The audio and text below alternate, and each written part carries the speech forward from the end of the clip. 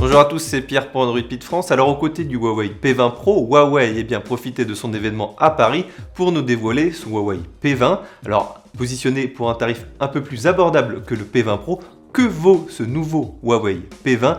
Tout de suite, la réponse dans notre vidéo. L'écran de 5,8 pouces au format 18,7 par 9 offre une définition similaire à celui présent sur le P20 Pro avec 2224 par 1080 pixels.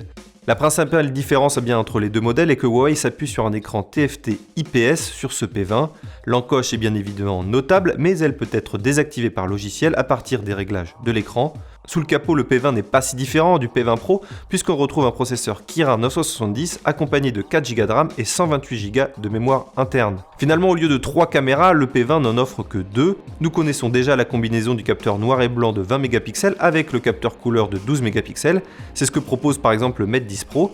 Il y a cependant une différence puisque le capteur couleur RGB a été mis à jour avec une ouverture f1.8.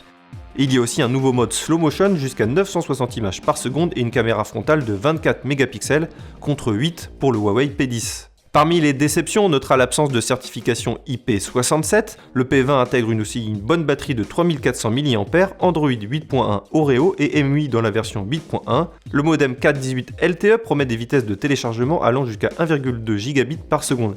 Malheureusement, contrairement au P20 Pro, le P20 n'offre tout simplement pas de haut-parleur stéréo. Voilà, c'est tout ce qu'on peut dire sur ce Huawei P20. Alors il y a le mérite d'être proposé un tarif plus attractif que le P20 Pro, c'est notamment son principal avantage. Pour le reste, le design n'est pas très original, c'est le même que le P20 Pro, mais il respire la qualité. L'ensemble fait très haut de gamme et Huawei nous prouve tout simplement avec ce terminal qu'il est au même niveau que Apple ou bien que Samsung. Donc de ce point de vue, c'est vraiment une très belle réussite.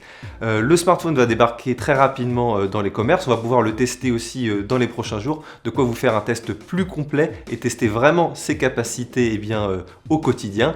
Comme toujours, je vous encourage à me donner tout simplement votre avis dans les commentaires et bien évidemment à vous abonner à notre chaîne YouTube. Vous êtes de plus en plus nombreux à le faire et ça nous aide à faire de plus en plus de vidéos. Comme toujours, je vous souhaite une bonne continuation sur la chaîne Android Pit France et on se retrouve très vite pour une prochaine vidéo.